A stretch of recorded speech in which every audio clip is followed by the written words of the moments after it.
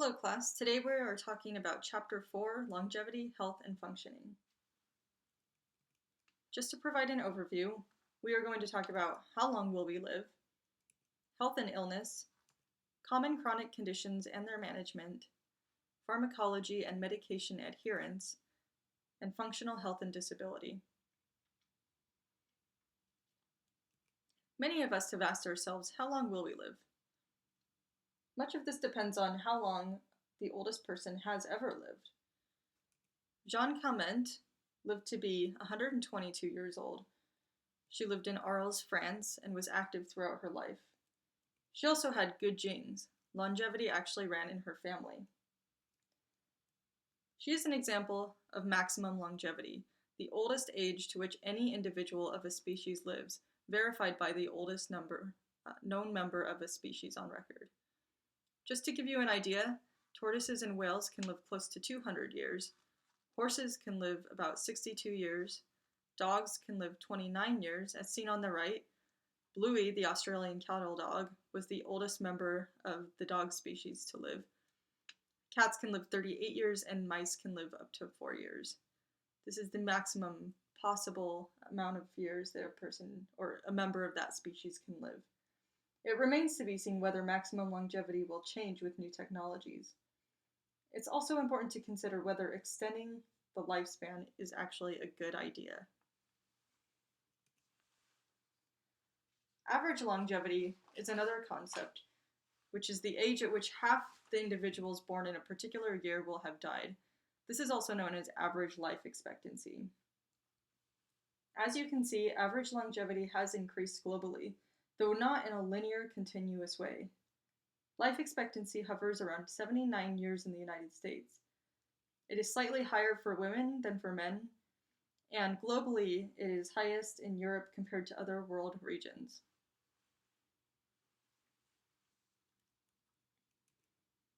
Average longevity can be computed at any age. Life expectancy at age 65, as shown here for male workers, differs depending on a number of factors. One factor may be earnings, but why? We will be discussing this in this course, particularly why income is highly correlated with health quality.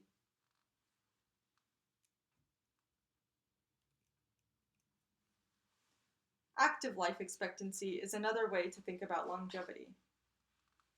This is the average number of years living in an independent state, that is, free from significant disability. Another concept is dependent life expectancy, the average number of years that you would live in a dependent state, that is, with disability that interferes with your ability to live independently. So it's important for us to ask ourselves, when we talk about increasing life expectancy, are we talking about adding years to life or simply adding life to years? So what determines independence? In gerontology, we generally consider someone to be independent if they can carry out the activities of daily living. These include eating, bathing, dressing, transferring, such as from a chair to a bed, toileting, and walking or moving around. Loss of any of these abilities will inevitably result in some kind of dependence, such as in-home care, assisted living, or skilled nursing care.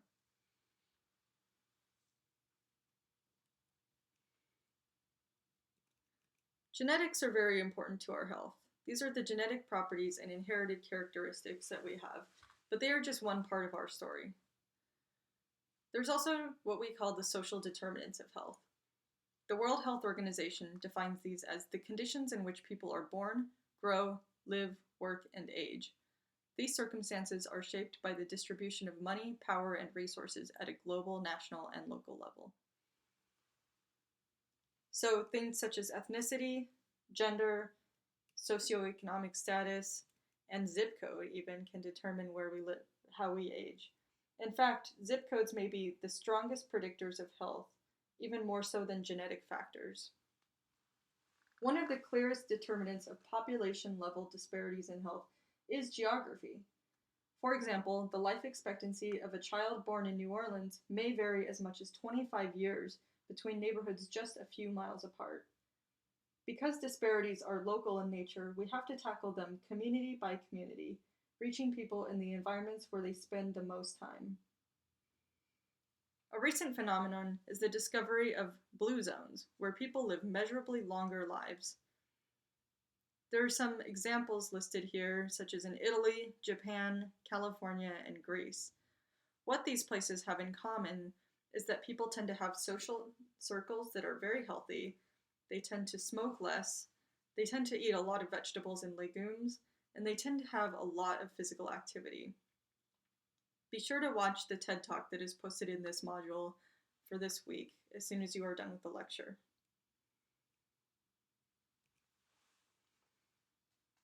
Okay, so now we're going to talk a little bit about health and illness. First, what does health mean to you?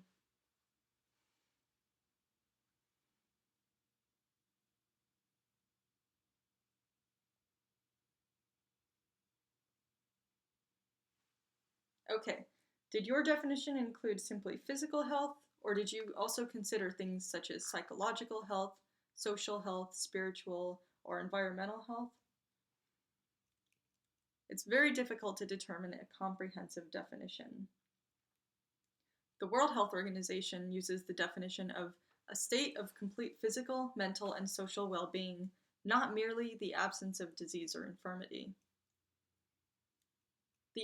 The opposite of health would be illness, the presence of a physical or mental disease or impairment. We use health and illness to think about quality of life, which is also a subjective idea. Researchers tend to examine to what extent distress from illness or side effects from treatment reduces the will to live. M. Powell Lawton, who's discussed more later in this term, and his colleagues set the standard for answering this question. They researched how valuation of life, such as how much one enjoys life, how much one has hope about the future, and how much one finds meaning in everyday events, greatly impacts how long a person wants to live. Other researchers have attempted to measure quality of life. Many of these measures are on a global scale. So, for example, the Human Development Index is an international measure of life expectancy, education, and standard of living. The World Happiness Report uses surveys and measures such as real GDP per capita, healthy life expectancy, having someone to count on, perceived freedom to make life choices, freedom from corruption, and generosity in order to derive a final score.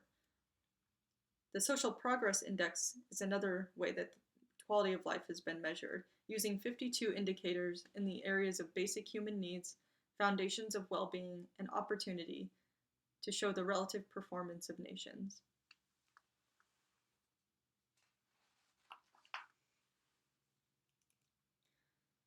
Stress is one of the things that impacts quality of life. To understand how, we must first think about the immune system, which is our defense system against foreign invaders. Unfortunately, our immune system does change with age.